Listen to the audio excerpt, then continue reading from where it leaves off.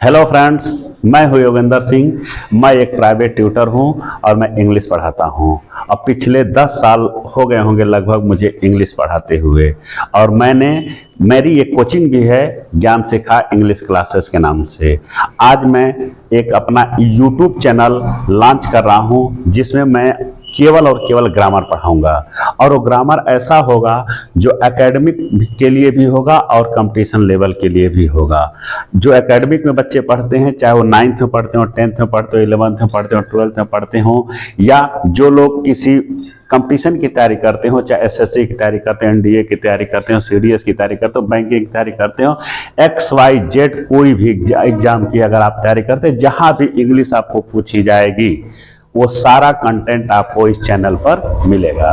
ठीक, तो मैं ये अगर आपको कोई सेंटेंस दे दिया जाए हिंदी में और कह दिया जाए कि इसको इंग्लिश में ट्रांसलेट करिए, तो आप कैसे ट्रांसलेट करेंगे? ठीक है, तो देखिए बहुत ही आसान तरीके से देखिए, कोई भी सेंटेंस है उसको इंग्लिश में ट्रांसलेट करते हैं तो हर चीज का एक बेसिक रूल होता है। तो बेसिक रूल पहले जानना चाहिए, बेसिक रूल से भटकना नहीं चाहिए। अगर आपको बेसिक रूल है, ठीक, बेसिक मजबूत है, तो आप कोई भी चीज बहुत आसानी से पकड़ लेंगे। तो चलिए ट्रांसलेशन के लिए देखिए, हम मान लीजिए कोई भी सेंटेंस है उसको हम इंग्लिश में ट्रांसलेट करते हैं तो हमको क्या चीज का जानकारी रहना चाहिए? सबसे पहला चीज हमको जानकारी होना चाहिए कि हम कैसे अनुवाद करें। तो सबसे पहला काम कि देखिए, एक चीज दोस्तों मैं और कह देता हूं, अगर आपको ये लग रहा है कि वीडियो थोड़ा स्लो चल रहा है तो आप इसकी स्पीड थोड़ा बढ़ा करके देख सकते हैं। इसको 1.25 पे करके देखिए और अच्छे से चलेगा। चलिए देखिए, तो सबसे पहले हमको कोई भी हिंदी से इंग्लिश में ट्रांसलेशन करने के लिए सेंटेंस मिला तो सबसे पहले हमको टेंस की पहचान करनी चाहिए। देखिए, सबसे पहला काम टेंस की पहचान करिए। अब बात ये आती है कि टेंस की पहचान होगी कैसे? सबसे पहले हम क्या पहचानेंगे? टेंस। तो सबसे बड़ी बात है कि टेंस की पहचान होगी कैसे? तो टेंस की पहचान हमेशा वर्ब से होती है। टेंस की पहचान किससे होगी?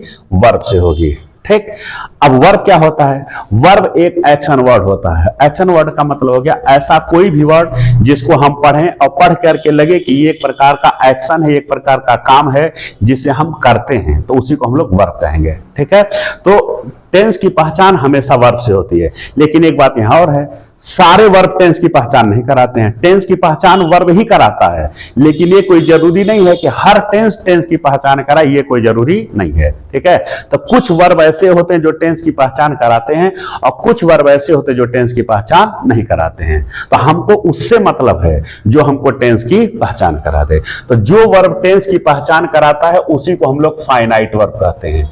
जो वर्ब टेंस की पहचान कराता है उसको हम लोग फाइनाइट वर्ब कहते हैं। फाइनाइट वर्ब को ही हम लोग मेन वर्ब कहते हैं। फाइनाइट वर्ब को ही हम लोग क्या कहते हैं? मेन वर्ब कहते हैं। इसी को हम लोग हेड वर्ब भी कहते हैं, हेड वर्ब भी कहते हैं। अब आपको जो अच्छा लगे वो आप समझ लीजिए। तो सबसे पहले क्या करेंगे? टेंस पहचानेंगे। टेंस की पहचान कैसे होगी? वर्ब से होगी। किस वर्ब से होगी? फाइनाइट वर्ब से होगी। अब बात यह है कि टेंस की पहचान फाइनाइट वर्ब से होगी, लेकिन फाइनाइट वर्ब मिलेगा कहां? वो किस मेले में होगा? ठीक, तो टेंस की पहचान फाइनाइट वर्ब होगी। अब फाइनाइट वर्ब हमेशा हिंदी सेंटेंस के लास्ट में आएगा। हमेशा हिंदी सेंटेंस के लास्ट में, हिंदी सेंटेंस के लास्ट में, शब्द पे ध्यान दीजिएगा, ये फाइनाइट वर्ब हमेशा हिंदी सेंटेंस के लास्ट में आता है। लेकिन इंग्लिश सेंटेंस में फाइनाइट वर्ब लास्ट में नहीं आता है। इंग्लिश सेंटेंस में फाइनाइट वर्ब हमेशा सब्जेक्ट के तुरंत बाद आता है, लेकिन हिंदी के सेंटेंस में फाइनाइट वर्ब हमेशा लास्ट में आएगा। चाहे सेंटेंस कितना भी छोटा हो और चाहे सेंटेंस कितना भी बड़ा हो, फाइनाइट वर्ब हमेशा हिंदी सेंटेंस के लास्ट में। तो ये हो गया पहला स्टेप कि हमको अगर ट्रांसलेशन बनाना है तो पहले क्या करेंगे? टेंस की पहचान करेंगे। टेंस की पहचान किससे होगी? वर्ब से। लेकिन सारे वर्ब टेंस की पहचान नहीं कराते हैं। कुछ वर्ब ऐसे होते हैं जो टेंस की पहचान कराते हैं, कुछ वर्ब ऐसे होते हैं जो टेंस की पहचान नहीं कराते हैं। तो जो वर्ब टेंस की पहचान कराएगा उसी को हम लोग फाइनाइट वर्ब कहेंगे। फाइनाइट वर्ब हमेशा हिंदी सेंटेंस के लास्ट में आएगा। ये हमने क्या पहचान लिया? टेंस पहचान लिया। ठीक, दूसरा, इसके बाद हम लोग सेंटेंस पहचानेंगे। क्या पहचानेंगे? सेंटेंस पहचानेंगे। ठीक, सेंटेंस की पहचान। सेंटेंस की पहचान मतलब कि जो सेंटेंस हमको ट्रांसलेट करने के लिए दिया हुआ है वो कौन सा सेंटेंस है। अब सेंटेंस कौन कौन हो सकता है, तो सेंटेंस अफर्मेटिव हो सकता है, सेंटेंस निगेटिव हो सकता है, सेंटेंस इंट्रोगेटिव हो सकता है, सेंटेंस इंट्रोगेटिव निगेटिव हो सकता है। इतना ही सेंटेंस हमको अनुवाद करने के लिए दिया जाता है कि सेंटेंस या तो अफर्मेटिव होगा, या तो निगेटिव होगा, या तो इंट्रोगेटिव होगा, या तो इंट्रोगेटिव निगेटिव होगा। ठीक, तो ये अब हम लोगों ने सेंटेंस पहचान लिया। क्या पहचान लिया? सेंटेंस पहचान लेंगे। ठीक, सेंटेंस पहचानने के बाद अब हम लोग क्या करेंगे, अगला स्टेप होता है कि हम लोग उसमें छांटेंगे कि सब्जेक्ट कौन है। जो सेंटेंस हमको अनुवाद करने के लिए मिला है उसमें देखेंगे कि सब्जेक्ट कौन सा है। तो सब्जेक्ट का मतलब क्या हुआ, सब्जेक्ट को हम लोग कर्ता कहते हैं। सब्जेक्ट को क्या कहते हैं? कर्ता। कर्ता को ही हम लोग डूअर कहते हैं। क्या कहते हैं? डूअर कहते हैं।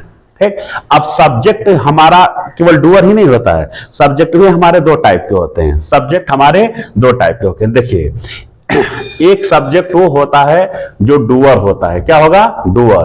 और एक सब्जेक्ट होता है जो नॉन डूअर होता है। क्या होता है? Non doer. डूअर का मतलब हो गया ऐसा सब्जेक्ट जो इस फाइनाइट वर्ब वाले एक्शन को करेगा, वो डूअर सब्जेक्ट कहलाएगा। क्या कहलाएगा? Doer subject. और एक सब्जेक्ट होता है नॉन डूअर होता है जो एक्शन को नहीं करता है। ठीक, तो हमको फिलहाल डूअर और नॉन डूअर के चक्कर में नहीं पढ़ना है, यहां पर केवल डूअर सब्जेक्ट ही आएगा। जो हम लोग टेंस पढ़ रहे हैं वो डूअर सब्जेक्ट ही आएगा, लेकिन जानिए आप डूअर भी होता है और एक नॉन डूअर भी होता है। तो सबसे पहले कि हम लोग क्या देखेंगे, सब्जेक्ट। सब्जेक्ट मतलब कर्ता। कर्ता मतलब जो एक्शन को करे, या ऐसे भी कह सकते हैं कि जिसके बारे में किसी सेंटेंस में हम जिसके भी बारे में बात करते हैं वो जिसके बारे में बात करते हैं वही सब्जेक्ट कहलाता है। हो गया, ये हो गया सब्जेक्ट। अब इसके बाद हम अगला छाटेंगे वर्ब क्या होता है। वर्ब, वर्ब का मतलब होता है क्रिया। वर्ब का मतलब क्रिया। क्रिया मतलब होता है एक्शन। क्या होता है?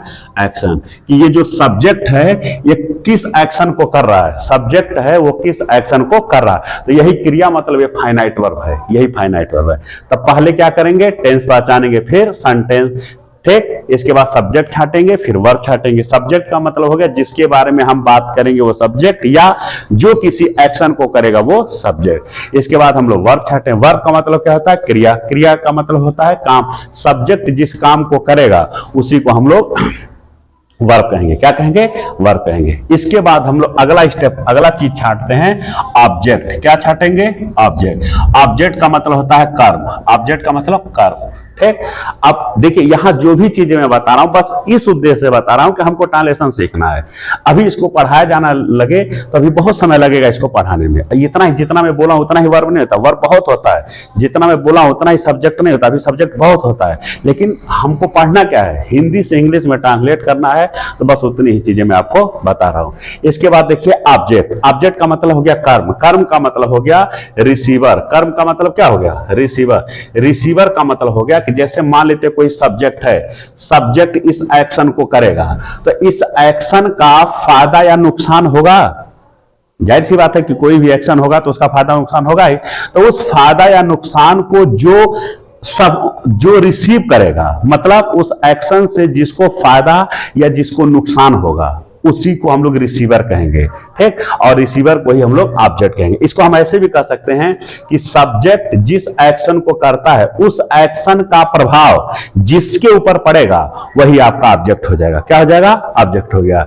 मतलब कि सब्जेक्ट जिस एक्शन को करेगा, ऐसे हिंदी में बता दें कि जो सब्जेक्ट के द्वारा किए गए कार्य का प्रभाव जिसके ऊपर पड़ेगा उसी को हम लोग ऑब्जेक्ट कहेंगे। ठीक, तो ये हो गया सब्जेक्ट छांट लिए, वर्ब छांट लिए, अब ऑब्जेक्ट हो गया। एक चीज और मैं आपको बता सकता हूं, मान लीजिए आपको सेंटेंस में सब्जेक्ट छांटना है तो आप सब्जेक्ट कैसे छांटेंगे? ठीक, देखिए उसका तरीका होता है कि वाक्य में जो वर्ब दिया है उस वर्ब में कौन या किसने लगा के आंसर करिए। कौन या किसने लगा करके प्रश्न करिए, सॉरी प्रश्न करिए। इससे जो आंसर आएगा वो आपका सब्जेक्ट होगा। कौन या किसने से प्रश्न करिए, जो आंसर आएगा वो सब्जेक्ट होगा। जैसे मान लो हमको कोई सेंटेंस दे दिया जाए, मोहन स्कूल, नहीं एक चलिए हाँ ठीक है, मोहन स्कूल जाता है। मान लिया हमको सेंटेंस है, इसमें वर्ब कौन है? जाना। वर्ब कौन है? जाना। अब इस जाना में प्रश्न करिए, कौन से प्रश्न करिए, किसने से। कौन से जो आंसर आएगा वो भी सब्जेक्ट होगा, किसने से जो आंसर आएगा वो भी सब्जेक्ट है, दोनों में से किसी एक से आंसर आना चाहिए। अब जैसे मान लीजिए हम प्रश्न करते हैं, क्या मोहन स्कूल जाता है, ठीक। तो अब देखिए स्कूल कौन जाता है, ठीक, ये आ गया। अब इसका आंसर क्या आएगा? अब सोच करके देखिए, आपसे पूछा जाए मोहन स्कूल जाता है, प्रश्न है आपका स्कूल कौन जाता है, तो आंसर क्या आएगा? मोहन। मोहन, कौन का आंसर क्या आएगा? मोहन। तो ये मोहन आपका सब्जेक्ट हो गया। क्या हो गया? सब्जेक्ट हो गया, ठीक। उसी तरह से क्या और किसको से प्रश्न करिए, क्या और किसको से प्रश्न करिए, क्या और किसको से प्रश्न करेंगे, इससे जो आंसर आएगा वो ऑब्जेक्ट होगा। क्या होगा? ऑब्जेक्ट होगा, ठीक। जैसे मोहन एक साइकिल खरीदता है, मोहन एक साइकिल खरीदता है, ठीक। अब प्रश्न पूछा जाए कि कौन खरीदता है, तो आंसर आएगा मोहन। तब ये कौन का आंसर है? मोहन। मोहन सब्जेक्ट हो गया। फिर अगर प्रश्न पूछा जाए, इसमें हमको ऑब्जेक्ट छांटना है, तो क्या खरीदता है, क्या खरीदता है, क्या खरीदता है। तो चलिए क्या खरीदता है, तो क्या का आंसर क्या आएगा? क्या का आंसर क्या आएगा? क्या का आंसर आएगा? साइकिल। क्या आएगा? साइकिल। तो ये साइकिल आपका ऑब्जेक्ट हो गया। क्या हो गया? ऑब्जेक्ट हो गया। तो यही मैं बोल रहा था कि कौन या किसने लगा के प्रश्न करिए, जो आंसर आएगा वो सब्जेक्ट हो जाएगा। क्या और किसको लगा के प्रश्न करिए, जो आंसर आएगा वो ऑब्जेक्ट हो जाएगा, ठीक है। अब एक सेंटेंस में जो कुछ होता है हमने वो कर लिया। पहले क्या करेंगे? टेंस पहचानेंगे। टेंस की पहचान वर्ब से होगी। किस वर्ब से होगी? फाइनाइट वर्ब से। फाइनाइट वर्ब कहां रहेगा? हिंदी सेंटेंस के लास्ट में। इसके बाद हम पहचानेंगे कि सेंटेंस कौन सा है। सेंटेंस अफर्मेटिव भी हो सकता है, निगेटिव हो सकता है, इंट्रोगेटिव हो सकता है, इंट्रोगेटिव निगेटिव हो सकता है। इसके बाद हम लोग सब्जेक्ट वर्ब ऑब्जेक्ट छांटेंगे कि जो सेंटेंस हमको ट्रांसलेट करने के लिए दिया हुआ है, जैसे मान लीजिए ये आपको ट्रांसलेट करने के लिए दिया हुआ है, तो इसमें सब्जेक्ट कौन है, इसमें वर्ब कौन है, इसमें ऑब्जेक्ट कौन है, हम लोग ऐसे छांट लेंगे। छांटने के बाद और इसके बाद हम लोग अब लिखना शुरू करेंगे, ठीक है। चलिए तो लिखते कैसे हैं? पहला देखिए, मान लेते हैं हमको अफर्मेटिव सेंटेंस मिला है अनुवाद करने के लिए। कौन सा मिला है? अफर्मेटिव, ठीक। तो एक चीज जानिए, अफर्मेटिव हो या निगेटिव हो, सेंटेंस या तो अफर्मेटिव हो, ठीक, या निगेटिव हो, ये दोनों असर्टिव होते हैं। क्या होते हैं? असर्टिव। असर्टिव सेंटेंस का दो टाइप होता है। असर्टिव सेंटेंस का दो टाइप होता है, अफर्मेटिव और निगेटिव। अफर्मेटिव और निगेटिव। अब असर्टिव क्या होता है? ऐसे देखिए, देखिए कोई सेंटेंस हो, उस सेंटेंस के स्टार्ट में अगर पहले सब्जेक्ट आ गया, सेंटेंस के स्टार्ट में पहला वर्ड अगर सब्जेक्ट आ गया, तो इसका मतलब वो सेंटेंस असर्टिव है। क्या है? पहला वर्ड अगर सब्जेक्ट है तो इसका मतलब वो सेंटेंस असर्टिव है। और अगर सेंटेंस असर्टिव है तो वो अफर्मेटिव भी हो सकता है, निगेटिव भी हो सकता है। अगर सेंटेंस असर्टिव है तो वो अफर्मेटिव भी हो सकता है, निगेटिव भी हो सकता है, ठीक है। तो वही हम लोग असर्टिव का ही अफर्मेटिव और निगेटिव, हमको जो ट्रांसलेशन मिलता है, अफर्मेटिव मिलता है, निगेटिव मिलता है, इंट्रोगेटिव मिलता है, ठीक है। तो चलिए देखिए, हम लोग अफर्मेटिव सेंटेंस है तो सबसे पहले इंग्लिश बनाएंगे तो हम सब्जेक्ट लिखेंगे। क्या लिखेंगे? सब्जेक्ट। सबसे पहले सब्जेक्ट ही लिखेंगे। सब्जेक्ट के बाद हमेशा, जो मैं ये बेसिक रूल बता रहा हूं, ये आप कोई भी टेंस हो, चाहे एक्टिव का हो चाहे पैसिव का हो, हमेशा यही रूल चलेगा। तो ये बेसिक चीज है, इसको आप याद रखें। अगर ये आप याद रखते हैं तो आपको ट्रांसलेशन गलत नहीं होगा, और ट्रांसलेशन गलत नहीं होगा, आपको ट्रांसलेशन आ जाएगा। ट्रांसलेशन आएगा तो कोई भी चीज आप खुद से बना करके लिख सकते हैं। तो देखिए, अफर्मेटिव का ट्रांसलेशन करेंगे तो सबसे पहले क्या लिखेंगे? सब्जेक्ट। सब्जेक्ट के बाद हमेशा हेल्पिंग वर्ब लिखा जाता है। सब्जेक्ट के बाद हमेशा हेल्पिंग वर्ब लिखा जाता है। अब हेल्पिंग वर्ब मतलब सहायक क्रिया। हेल्पिंग वर्ब मतलब सहायक क्रिया। जैसे जब आगे टेंस की शुरुआत करेंगे तो वहां हम हेल्पिंग वर्ब आपको बता देंगे, ठीक है। थोड़ा सा भी बता दे रहे हैं। हेल्पिंग वर्ब का मतलब होता है सहायक क्रिया। हेल्पिंग मतलब सहायक, सहायक मतलब जो सहायता करता है। हेल्पिंग मतलब सहायक, सहायक मतलब जो सहायता करता है। तो सोचिए, हेल्पिंग मतलब सहायक मतलब जो सहायता करता है, तो फिर आ गया कि किसकी सहायता करता है? तो मेन वर्ब का, किसका? मेन वर्ब, मतलब फाइनाइट वर्ब का सहायता करता है। अब आ गया कि सहायता क्यों करता है? मेन वर्ब को सहायता की जरूरत क्या है? टेंस का निर्माण करने के लिए, टेंस की रचना करने के लिए, टेंस को बनाने के लिए। ठीक, मतलब कहने का है कि टेंस की जब भी रचना की जाएगी तो उसमें हेल्पिंग वर्ब, मेन वर्ब दोनों आते हैं। हेल्पिंग और मेन दोनों मिलकर के टेंस का निर्माण करते हैं। और हर टेंस का हेल्पिंग वर्ब अलग अलग होता है, हर टेंस का हेल्पिंग वर्ब अलग अलग होता है।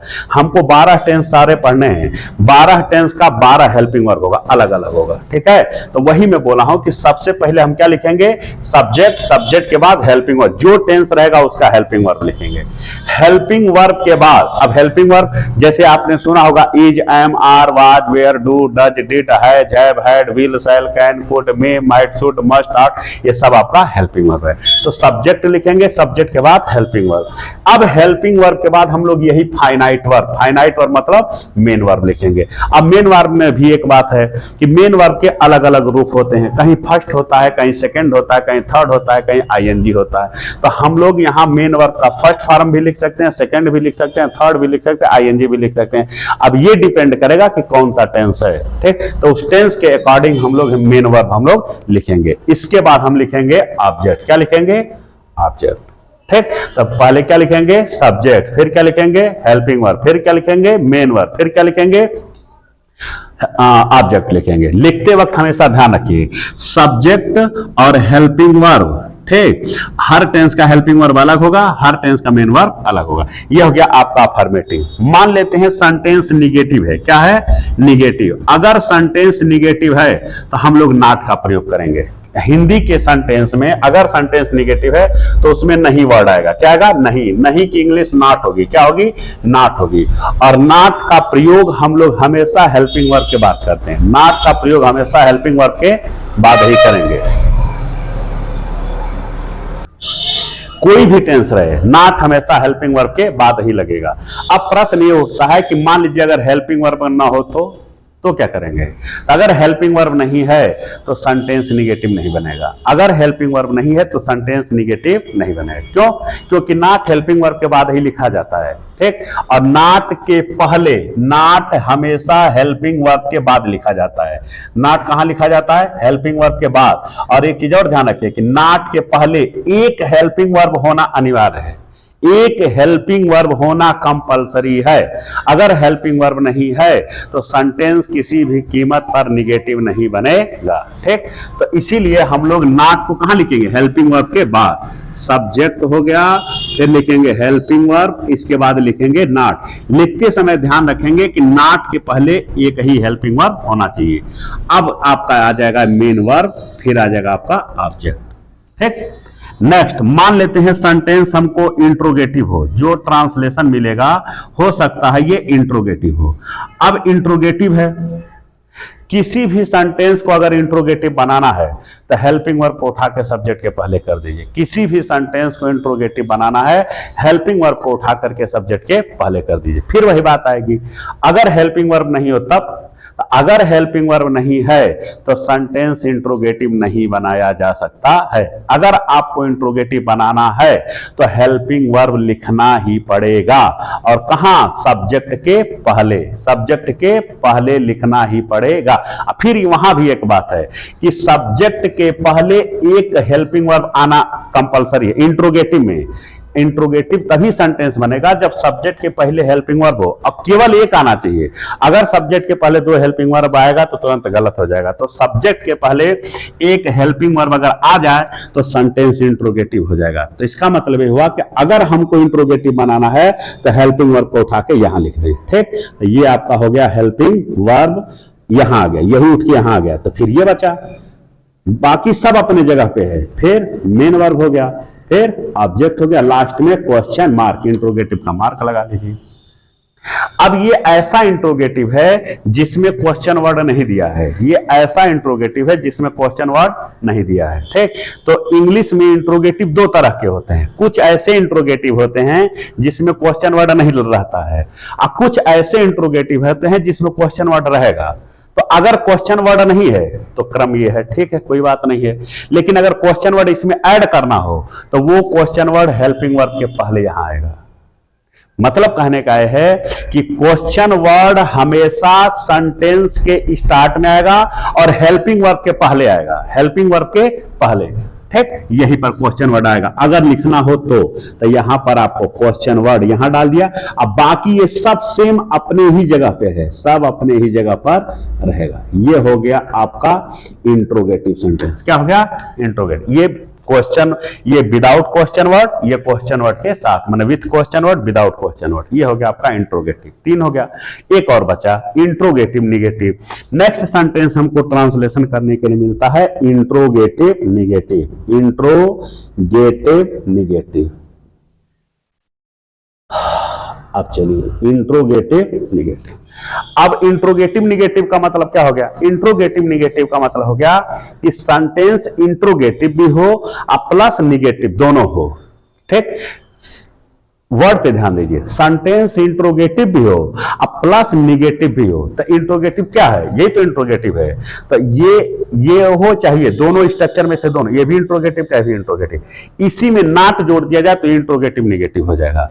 अब ये मत कहिएगा कि यहां नाट जोड़े, यहां तो नाट पहले से जुटा है तो ये केवल निगेटिव है, ये इंट्रोगेटिव नहीं है, ये इंट्रोगेटिव नहीं है। इसको अगर इंट्रोगेटिव निगेटिव बनाना है तो इस हेल्पिंग वर्ब को उठा के यहां कर दीजिए, हेल्पिंग वर्ब यहां कर देंगे तो ये इंट्रोगेटिव निगेटिव हो जाएगा। तो दिमाग लगाइए, हेल्पिंग वर्ब अगर यहां गया, ठीक, तो ये सेंटेंस क्या हो जाएगा? Interrogative negative. ये हेल्पिंग वर्ब मैं यहां ला रहा हूं, हेल्पिंग वर्ब यहां ला दिए, ठीक, तो बताओ नाट कहां चला गया? सब्जेक्ट के बाद। यही चीज मैं आपको यहां बताने वाला हूं कि अगर सेंटेंस को इंट्रोगेटिव निगेटिव बनाना हो तो सब्जेक्ट के बाद नाट लगाइए, सब्जेक्ट के बाद नाट लगाइए। अगर सेंटेंस को इंट्रोगेटिव निगेटिव बनाना है तो सब्जेक्ट के बाद नाट लगे। केवल निगेटिव बनाना है तो हेल्पिंग वर्ब के बाद नाट लगेगा, और इंट्रोगेटिव निगेटिव बनाना है तो सब्जेक्ट के बाद नाट लगेगा। दुनिया का कोई भी सेंटेंस हो, चाहे एक्टिव हो चाहे पैसिव हो, अगर इंट्रोगेटिव निगेटिव है तो सब्जेक्ट के बाद ही नाट लगेगा। तो इंट्रोगेटिव निगेटिव बनाने के लिए दोनों में, यहां चाहे यहां, ठीक है। तो मैं एक लिख दे रहा हूं, हेल्पिंग वर्ब प्लस सब्जेक्ट। अब यही लिखिए नाट, ठीक। इसके बाद आपका मेन वर्ब आएगा, फिर ऑब्जेक्ट आएगा और फिर लास्ट में क्वेश्चन मार्क आएगा। देखिए एक चीज याद रखिए, आप एक का याद रखिए, अफर्मेटिव का स्ट्रक्चर याद करिए, इसी से निगेटिव इंट्रोगेटिव खुद अपने आप बना लीजिए, ठीक। ये हो गया बेसिक रूल आपका, जिसमें हम कैसे ट्रांसलेशन करते समय हमको क्या चीज का ध्यान रखना चाहिए। तो मैं जल्दी से समराइज करता हूं।